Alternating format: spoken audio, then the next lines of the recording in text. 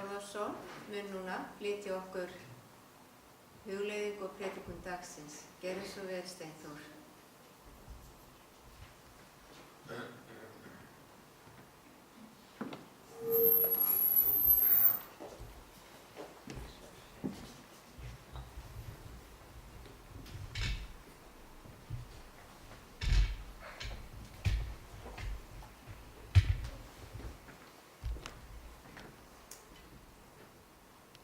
Hafið þið nokkuð tímann verið að lesa Biblíuna og þið botnið bara ekkert í boðskap? Hefur það ekki vafist fyrir ykkur stundum að þetta nú erfiður texti? Og meira sér stundum að þá rekum við augun í einhverja yfirlýsingu í orði Guðs og okkur virðist hún vera í gjörsamlegri andstöðu við aðra yfirlýsingu í orði Guðs. Það er einmitt þannig texti eða texta sem við ætlum að skoða í dag. Og það er af því að það hefur verið óskað eftir því, sérstaklega einni þeirra sem að veldur mörgum erfiðleikum, en svo bætti ég fleiru við vegna þess að það er alltaf öðru hverju verið að spekulera og hugleiða hvernig er þessu annars farið, hvernig getur þetta staðist. Og þess vegna lét ég yfirskriftina vera torskildir biblíutextar. Og við skulum bara ráðast á efnið, en Jesús segir í Mattheusarguðspjalli í 22. kafla, það er 29. vers, hann svaraði þeim, það er að segja Ísraelsmönnum, þið villist því að þið þekkið ekki ritningarnar né mátt Guðs. Og ég er ekki með neinni hroka eða neitt stærileiti hvað það snertir þegar ég segi að við lesum oft ekki ritninguna nægilega vel eða gaumgæfilega til þess að skilja eitt og annað. Ég hef nefnilega staðið sjálfa mig að því að vera með ákveðin skilning í einhver ár og þá loksins rennur upp fyrir minn, já auðvitað, af hverju skildi ég þetta ekki fyrir? Og meira að segja, það hafa liðið en 30-40 ár þegar ég loksins skildi einhvern texta í Biblíunni að einhverju marki sem að virkilega svona er svo útskýrið fyrir mig, já auðvitað, af hverju gæti ég ekki séð þetta fyrr, hugsaði ég. Og þannig er það með okkur öll að orð Guðs er undursamleg bók, þetta er ótæmandi efni, við munum vera alla eilífð að rannsaka, já, gjörðir Drottins, athafnir skaparans, og þetta undursamlega efni hjálpræði fyrir syndara. Og að okkur skulum vera gefið eilíft líf þrátt fyrir okkar syndu og lífefni. En vinir, ég ætla að kynna fyrir ykkur nokkur efni hér í dag. Í 16. kaflanum í Mattheusarguðspjalli frá 27. versi segir Jesús, mannssonurinn mun koma í dýrð föður síns með englum sínum og þá mun hann gjalda sérhverjum eftir breytni hans. Sannlega segi ykkur, nokkrir þeirra sem hér standa munu ekki mæta dauða sínum fyrr en þeir sjá mannssonin koma í ríki sínu.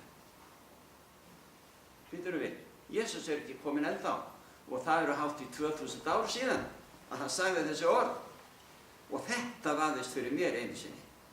En svo þegar ég fór að lesa betur að þá komst ég að raunum, og þetta er bara í næsta kafla, að þar segir í Mattheus 17. kafla frá byrjunarversinu að eftir 6 daga, eftir að hann sagði þetta sem að hann lofar þeim að einhverjir þeirra sem á þetta hlýða munu ekki deyja fyrir að sjá hann koma í dýrð sinni. Eftir 6 daga tekur Jesús með sér þá Pétur, Jakob og Jóhannes, það er að segja bróður hans, og fer með þá upp á hátt fjall að þeir væru einir saman og fer með þá, já, og þar ummyndaðist hann fyrir augum þeirra, það er að segja hann var í dýrlegu gjör. Ásjóna hans skein sem sól og klæði hans urðu björt sem ljós og Móse og Elía birtust þeim og voru þeir á tali við Jesú. Hugsið ykkur, Móse var dáinn fyrir mörgum öldum síðan og Elía, hann smakkaði ekki dauðan, hann var tekið lifandi inn í himinin. Ef við lesum Gamla testamenti, þá komst það að rauna þetta allt saman. En þarna eru þeir ljóslifandi á tali við Jesú á ummyndunarfjallinu. Og í 4. versi þá var það að Pétur tók til máls og sagði við Jesú: Drottinn, gott að við erum hér. Ef þú vilt skal ég gjöra þér 3 tjaldbúðir, þér eina, Móse eina og Elíu eina. Meðan Pétur var enn að tala skyggði yfir þá bjart ský og rödd úr skýinu sagði: Þessi minn elskaði sonur sem ég hefi velþóknun á, hlýðið á hann. Þarna má segja að lærisveinarnir, Pétur, Jakob og Jóhannes að minnstakosti, sem flokkast undir það sem að Jesús sagði: Nokkrir á meðal yðar munu sjá, eða munu ekki deyja fyrir þeir sjá, dýrð hans. Og þarna upplifðu þeir dýrð hans. Það var ekki nákvæmlega eins og það gerist þegar Kristur kemur með öllum englum himminsins. En þarna fengu þeir smá forsmekk af dýrð himminsins og meira að segja heyrðu Guð föðurinn tala. Svo að þarna get ég minnskosti séð fyrir hvað mig snertir, séð uppfyllingu þessa lofors sem að Jesús gaf lærisveinum sínum í 16. kaflanum, og það gerðist bara 60 ára seinna. Í Jesaja 65 í byrjunarversunum segir: Ég lét þá leita svara hjá mér en ekki spurðu, sem ekki spurðu, og lét þá finna mig sem ekki leituðu mín. Ég sagði: Hér ég, við þjóð sem ákallaði ekki nafn mitt. Ég breiddi út hendur mína dag hvern móti hinni þrjósku og uppreisnargjörnu þjóð sem gengur vel sem ekki góður og fer að eigin geðþótta. Móti þjóð sem reyti mig, sífellt til reiði fyrir augliti mínu. Þetta Jesaja að tala í 65. kaflanum. Af hverju kemur með þetta? Það vegna þess sem eftir kemur síðar í sama kafla. Og við skulum athuga það nánar. Til dæmis í 17. kaflanum segir Jesaja allt í einu: Sjá, ég skapa nýjan himinn og nýja jörð. Og hins fyrra verður ekki minnst framar, og það skal engum í hug koma, gleðjist og fagnið ævilega yfir því sem ég skapa. Því sjá, ég gjöri Jerúsalem að fagniði og íbúa hennar að gleði.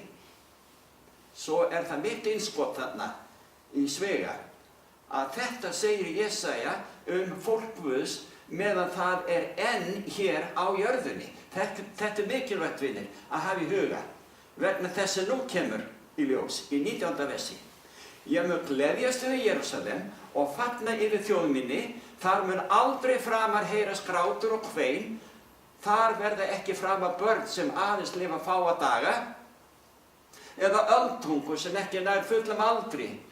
En sá sem deyr tíræður telst ungur, og sá sem ekki nær tíræðu verður talinn bölvaður.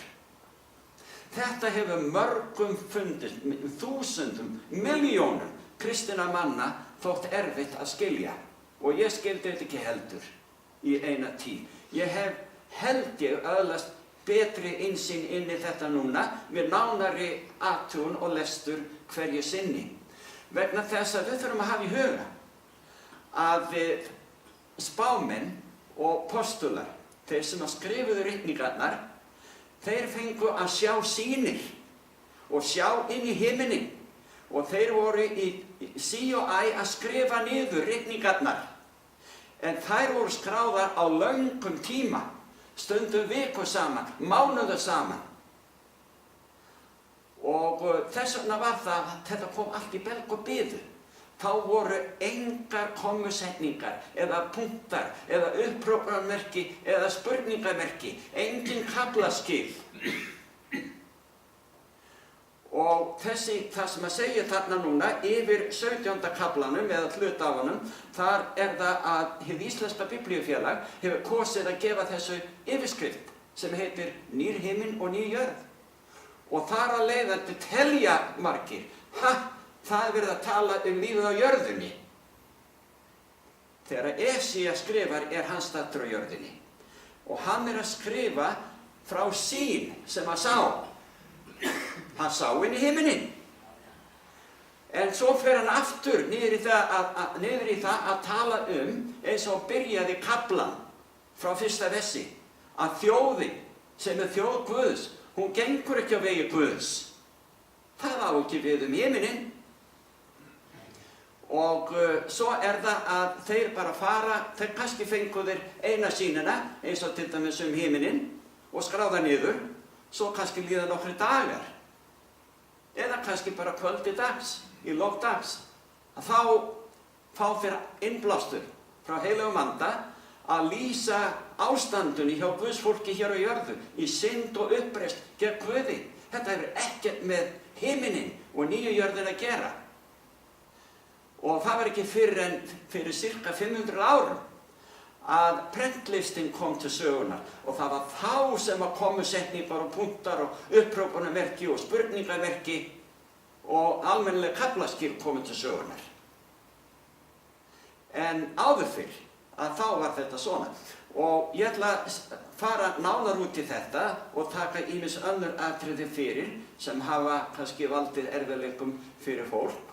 Það segir þarna líka í 65. kafla Jesaja, nú var það vers 22, já, eins og hinn nýja himinn og hinn nýja jörð sem ég skapa standa frammi fyrir augliti mínu, segir Drottinn, munu niðjar yðar og nafn standa þar.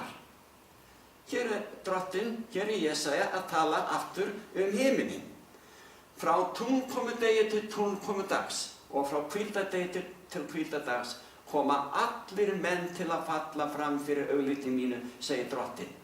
Þetta gæti átt við hér á jörðinni, þetta gæti átt við eilífðina. En hann sá inn í himinin og hann segir frá því.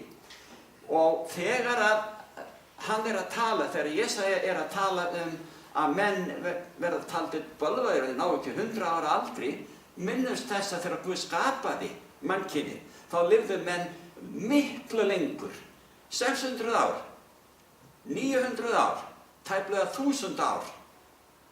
Og þegar menn dóu kannski 100 ára, í ljósi þess að aðrir lifðu svo miklu lengur, þá getum við skilið að þetta var ekki upprunalegt áform Guðs að við lifum skamma tíma, við áttum að lifa endalaust. En það tók alltaf 1000 árum fyrir menn að deyja í byrjun þrátt fyrir synd. En vegna syndar í þessum heimi þá fer allt versnandi.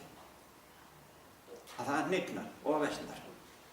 Og Guð mun grípa í taumana innan skans og hann kemur og sækir fólkið sitt.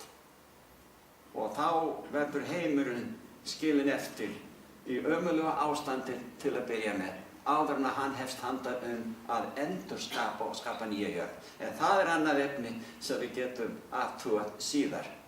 Við skulum athuga hér, og ég búinn að segja ykkur þetta, að Biblían var sem sagt rituð þegar engar komur og punktar voru notaðir.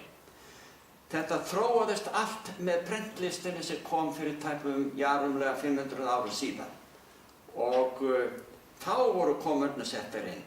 Og þá var ýmislegt annað sett inn sem að hefur ruglað fólk í dag. Ég ekki hér að segja að Biblían sé ekki auðskilin þegar við gerum okkur grein fyrir þessum hlutum, heldur hitt að það hefur slæðst eitt og annað inn sem alveg augljóst að getur ekki staðist, sem ekki innblásið. Og ég ætla að sýna ykkur það hér á eftir.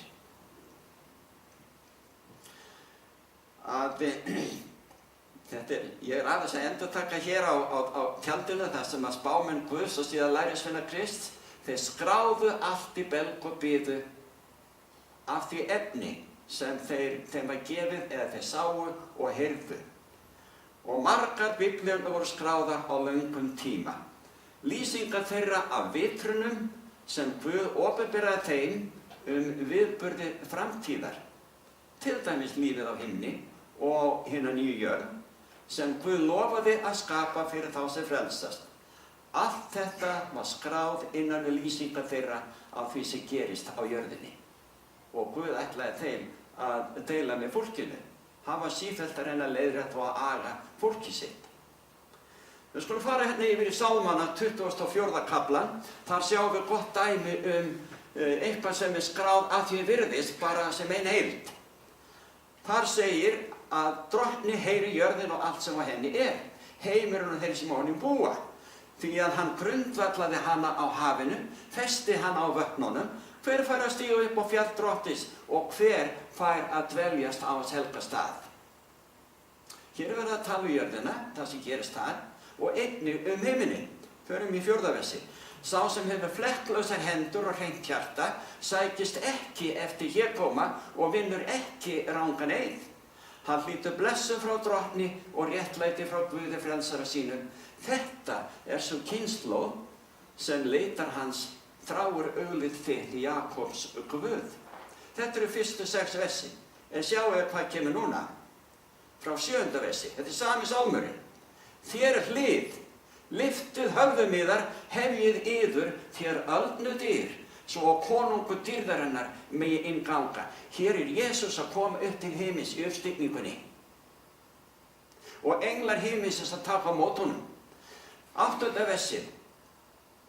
Í 7. versinu það englarnir sem í fylgd með honum frá jörðinni að koma til himins og kalla til englana á borgarmúrum hinnar himnesku borgar. Opniði hliðin, hann að koma. 8. versið, þá spyrja þeir á borgarvirkinu eða múrunum, ekki að því að þeir séu fáfróðir. Þeir eru bara svo hrifnir, fullir lotningar og aðdáunar, því að foringi þeirra að koma aftur úr helförinni til jarðar að borga syndasektina fyrir okkur mennina. Nú hann að koma aftur eftir krossfestinguna, upprisuna og heldur inn í himinin. Og þá segja englarnir, hver þessi konungur dýrðarinnar? Og það drottin, hinn voldu og hetja, drottin bardaga hetjan svarið. Svo kemur aftur frá hinum, þér hlið, lyftið höfðum yðar, hefjið yður, þér öldnu dyr. Því að konungur, svo að konungur dýrðarinnar megi innganga. Og aftur spyrja hinir, hver þessi konungur dýrðarinnar? Og svarið það drottin hersveitana, hann konungur dýrðarinnar.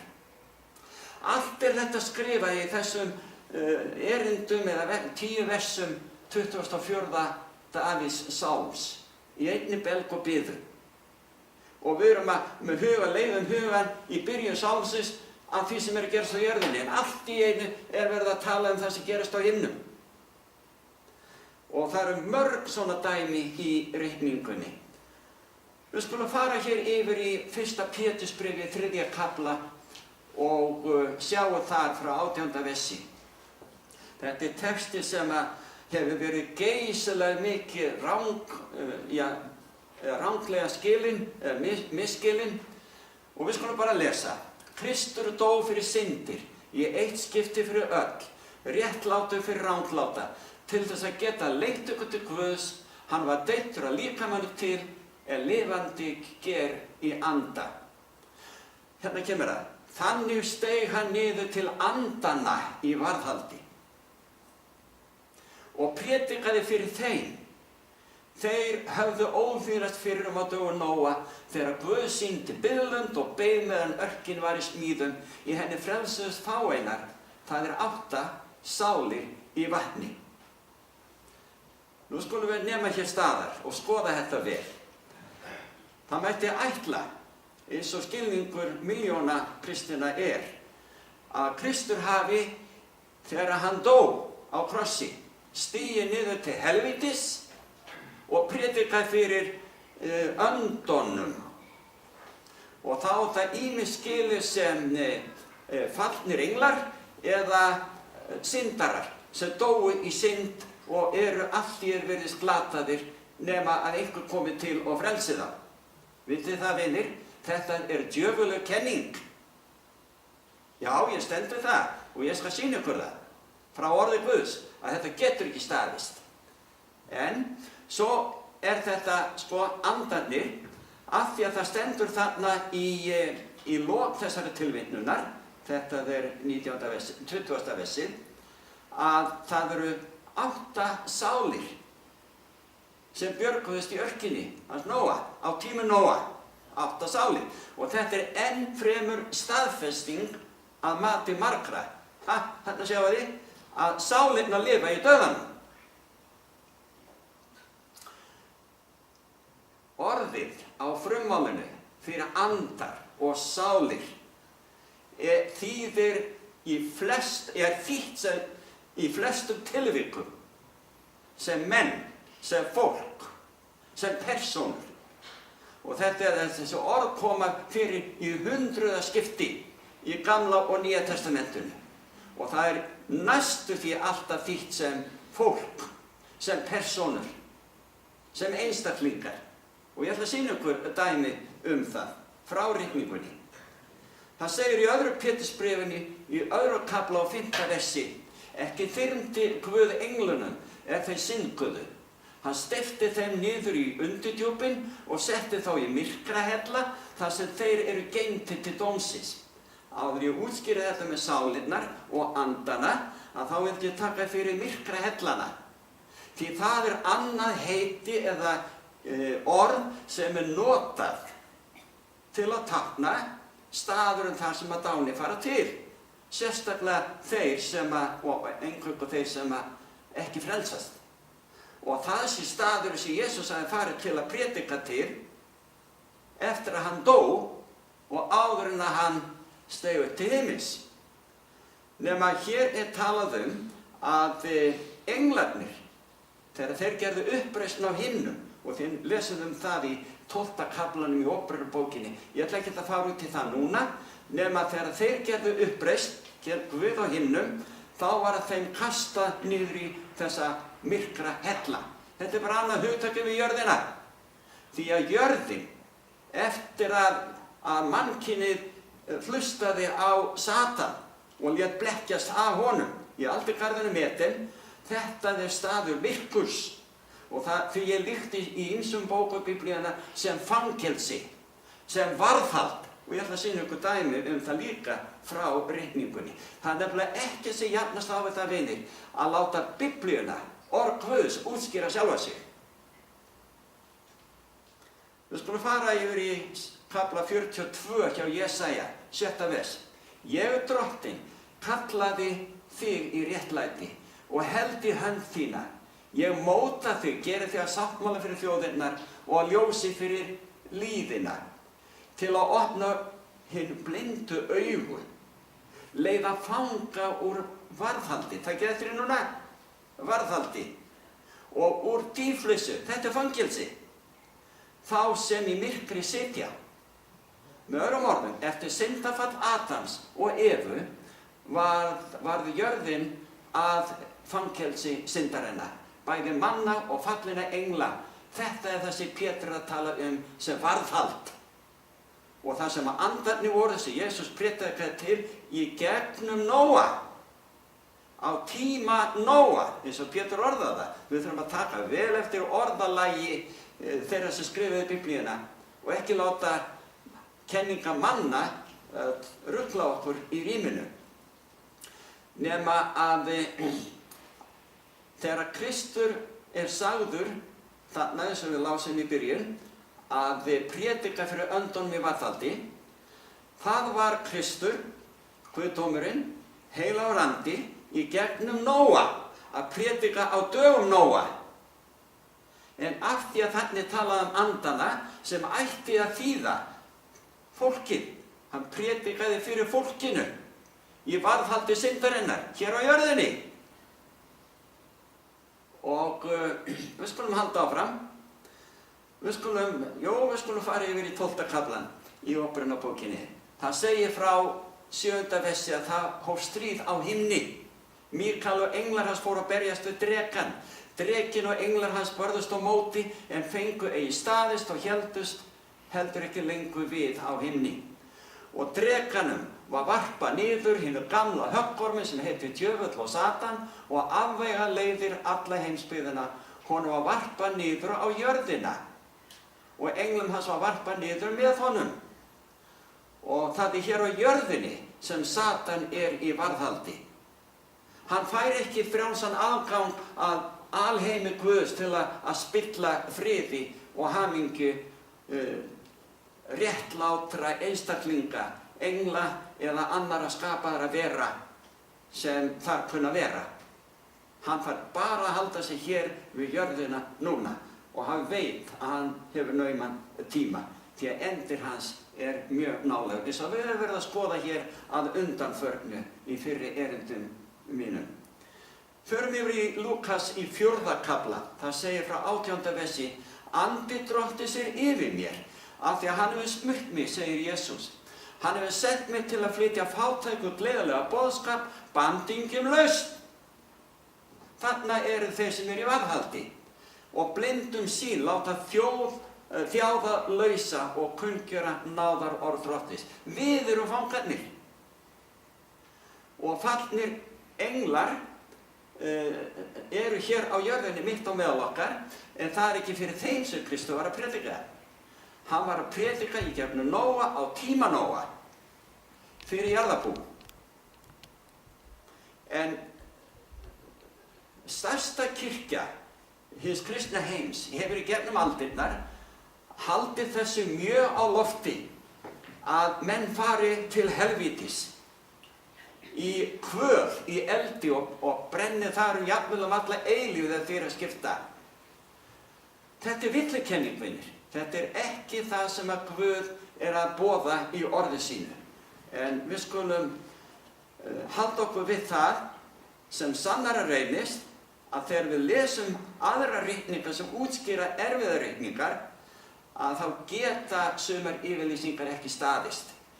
Og þar koma einnig til sögunar hin ýmsu biblíufélög víða heim sem láta gefa út biblíurnar og Guði sé lof fyrir það merka og góða starf sem biblíunefndirnar gera, meðal annars hin íslenska. En það ekki alltaf 100% þýðing og ég skal sýna ykkur dæmi það. En fyrst tökum fyrir hérna 1. Mósebók 46. kaflan, þegar Jakob með fólki sínu var að fara til Egyptalands að hitta Jósef, og þar segir í 27. versi: allar þær sálir. Hér verður að tala bráðlifandi fólkvinir. Allar þær sálir sem komum í Jakob til Egyptalands og af honum voru komnar voru 66 að tölu auk svona kvenna Jakobs. Og synir Jósef sem honum höfðu fæðst í Egyptalandi voru 2 að tölu. Allar þær sálir, tvítekinn, af ætt Jakob sem komu til Egyptalands voru 70 að tölu. Það verður að tala lifandi fólk sem ferðaðist á milli landa. Það kallaðar sálir þarna. Þetta ekki góð þýðing vegna þess að sálir eða sál hefur fengið þá merkingu í hugum manna sé andinn sem fellur Guðs í dauðanum. Þetta ekki satt. Þetta ekki biblíulegur boðskapur. Sálir eru bara eintak yfir einstaklinga eins og við vorum að lesa. En vegna guðfræði sem troðið inn í fólk árum og öldum saman af kristinni kirkju, hvaða trúfélag sem gerir það eða undir hvaða heiti hvert trúfélag þetta villa, þetta ekki rétt. Og þegar við leyfum orði Guðs að upplýsa okkur, þá engin vandi að finna réttan skilning á erfiðum textum. Förum yfir í Apostolasögunni í 2. kaflan og 41. vers. Þar segir: en þau sem veittu orði hans viðtöku tóku skírn og þann dag bættust við 3000 sálir. 3000 manns bráðlifandi. Þetta þýðir bara 3000 manns. En það mig grunar að sumir þýðendur hafi leyft þessum orðum, sálir og andar í rangri merkingu eða skilningi að standa þegar þeir voru að prenta eða undirbúa mismunandi biblíuútgáfur, og þær orðnar margar í gegnum aldirnar, til þess að viðhalda rangri kenningu, röngum boðskap sem afvegaleiðir fólki. Og ég skal bara sýna ykkur dæmi það hér á eftir og af eigin reynslu minni við hið íslenska biblíufélag.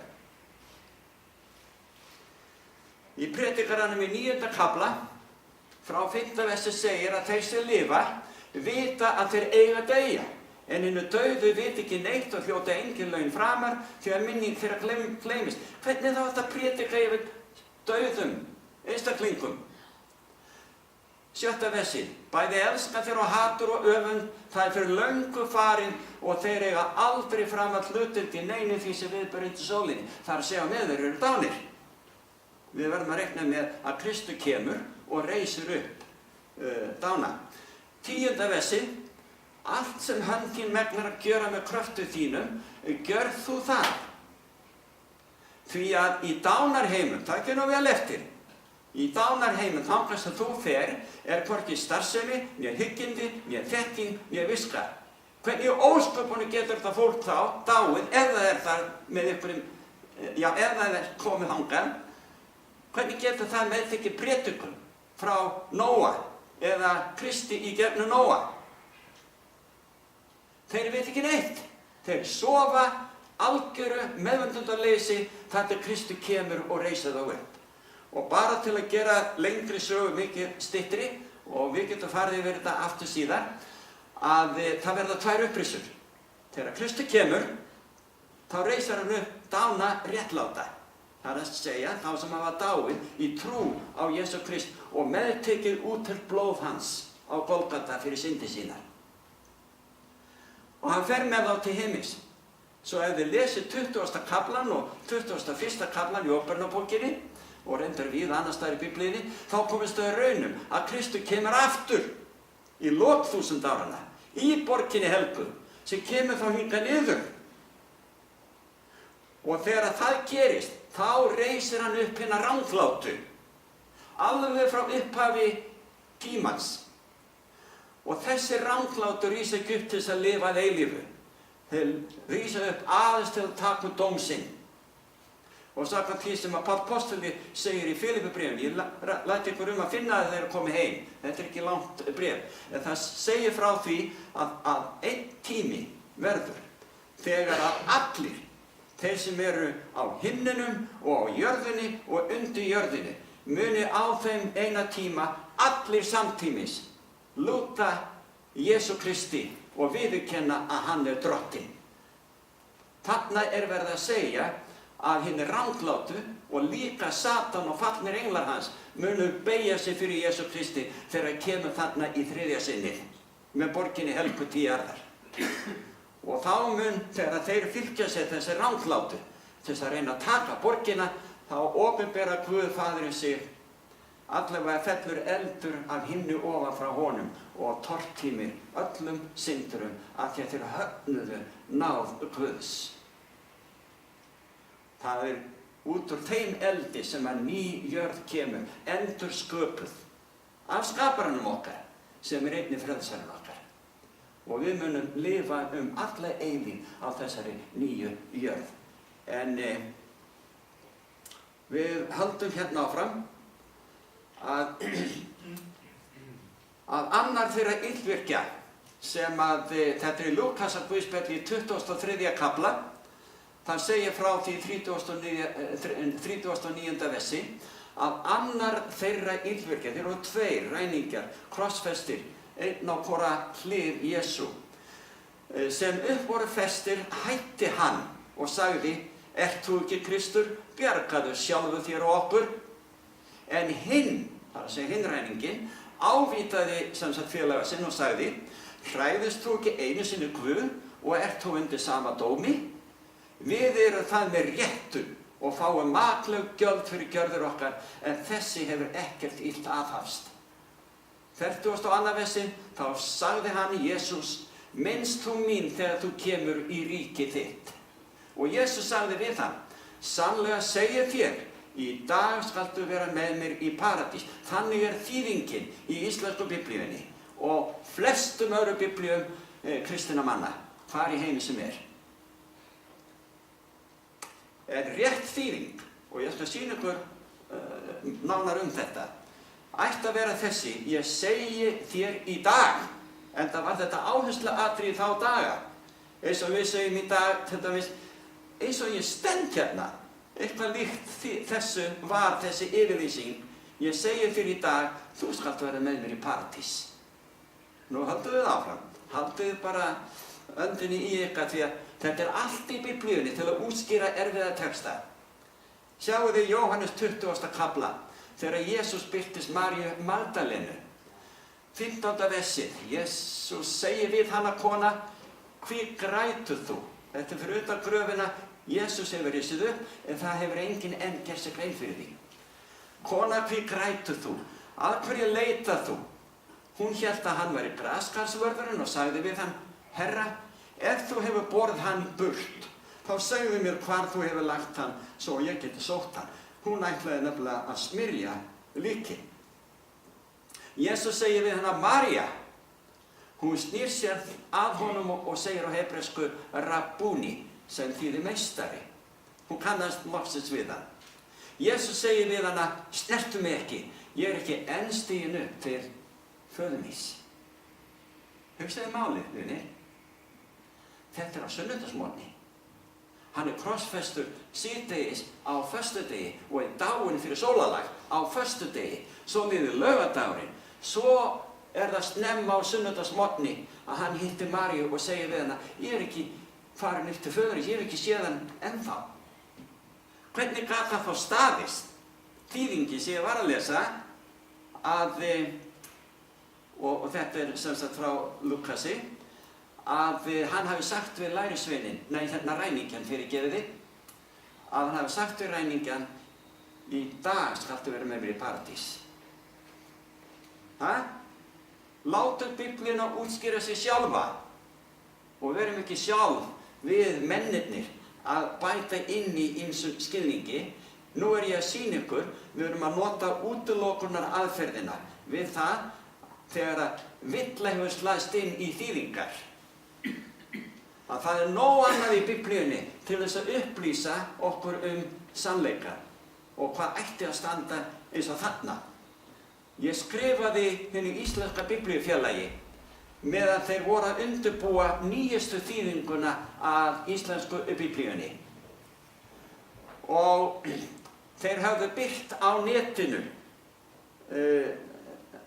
hverja bók fyrir sig í Nýja testamentinu og meðal annars þennan kafla þar sem að þýðingin er, sannlega segi ég þér, í dag skaltu vera með mér í paradís. Og ég spyr, hvernig getið þið staðið á þessari þýðingu, þegar að það stendur annar staðar að hann hafi ekki verið kominn á sunnudagsmorgni til föðurins í paradís. Og ég skrifaði fleiri atriði og bað hvernig getið þið staðið á þessari þýðingu í ljósi þessari upplýsinga í annars staðar í Biblíunni. Þeir skrifuðu mig bréf og sögðu, já þeir þakkuðu fyrir. Og ég hafði hrósað inn í bréfinu líka fyrir það að sem sagt, varðveita íslenska tungu því að það er íslenska biblíufélagi sem hefur virkilega gert hið mesta átak í að varðveita íslenska tungu. Og ég lét það fylgja mig í bréfinu. Þeir þökkuðu fyrir og sögðu, við munum skrifa þér aftur. Það bréf hefur ekki enn komið í dag, það er nokkuð mörg ár síðan. Þeir fengu alveg tækifæri til að útskýra þetta. Þeir kusu að gera það ekki. Og þess vegna segi ég, þetta fer í gegn af hefð. Þetta eru erfikenningar sem fá stundum að halda áfram, jafnvel í Biblíunni. Af því að við, kristið fólk, látum okkur hafa það að kyngja því eins og sannleika. En Biblían stendur fyrir sínu. Þetta er orð Guðs, beittar að kveðju tvíeggjðu sverði. En vinir, við skulum hafa það sem rétt er. Af þessum orðum Jesú Krist sem að mælti til Maríu á sunnudegi, 3. degi eftir krossfestingu hans, er augljóst að hann var enn ekki kominn upp í paradís og iðrandi ræningin ekki heldur. Í 14. kafla í Jóhannesarguðspjalli þá lofar Jesús Kristur lærisveinum sínum og öllum sem ávildu hlýða. Í byrjun kafla segir hann, hjarta yðar skelfist ekki, trúið á Guð og trúið á mig. Í húsi föður míns eru margar vistarverur. Væri ekki svo, hef ég þá sagt þér, ég færi burt að búa yður stað. Þegar ég farið burt og hefur búið yður stað, kem ég aftur og tek þau til mín, svo að þér séu einnig það sem ég er. Hann enn ekki kominn, vinir, en hann kemur. Það mun ekki bregðast og hann fer að koma inn að skams. Það ekki fyrr en þá að dánir réttlátir rísa upp. Allt þetta tal og boðun og prédikun í gegnum aldirnar að hægt sé að, eða Kristur hafi farið til helvítis, því að það var það sem þeir áttu við, til að prédika yfir öndunum, framliðnum dánum, eða jafnvel illum öndum, föllnum. Þetta ekki rétt, vinir. Og stundum þurfum við að horfast í augu við þá staðreynd að þýðendur, stundum viljandi, hafa látið svona villu fara í gegn og stundum aðri þýðendur sem gerði sér ekki grein fyrir því að þeir höfðu ekki alla sannleikann og skildi ekki allt orð Guðs. Og þess vegna má finna þetta enn í dag í orði Guðs. En sjáum við bara hvað segir hér í 1. Þessalóníkubréfi 4. kafla frá 13. versi. Ekki viljið við bræður láta yður vera ókunnugt þá sem sofnaðir eru, til þess að þér séuð ekki hryggir eins og hinir sem ekki hafa von. Því að það segir við yður og það orð Drottins að vér sem verðum eftir á lífi við komu Drottins munum alls ekki fyrri verða en hinir sofnuðu.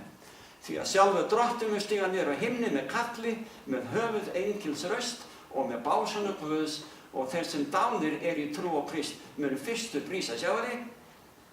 Síðan munu við sem eftir lifum verða ásamt þeim hrifnir burt í skýjum til funda við Drottinn í loftinu og síðan munum við vera með Drottni alla tíma. Hinir dánu eru ekki á himni í dag. Það eru einstakar undantekningar eins og Móse sem samkvæmt Júdasarbréfinu var reistur sérstaklega og þess vegna gat hann birst á ummyndunarfjallinu að tala við Jesú ásamt Elía eins og til að uppörva að ég held til þess að uppörva Jesú skömmu árun hann handtekinn krossfestur. Því að ef að hann færi ekki gegnum alla þá eldraun fyrir okkur, væri við ekki aðeins öll glötuð, heldur myndu Móse og Elía þurfa aftur að hverfa aftur til jarðar og deyja.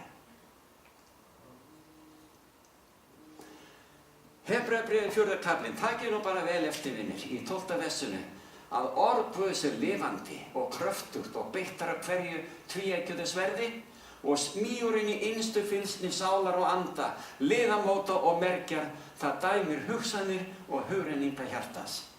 En elsku vinir, það engin hætt á því að orð Guðs nái að smjúga inn í innstu fylgsni sálar og anda. Mannlegra vera ekki lesa orðið. Og þá hægt að leiða þá í villu alveg endalaust. Og það verða margir sem glatast. Af því að þeir tóku sér ekki tíma til að lesa, til þess að rannsaka. Eða eins og Páll orðar það í einu bréfi sínu, að þeir lærðu ekki að elska sannleikann. Það ekki nóg að vita hvað sannleikurinn margir hafna honum, þó þau sjá hann, lesi hann og heyri. Þeir hafna. Þeir læra ekki að elska það sem satt og rétt er. Þetta svo alvarlegt, vinir.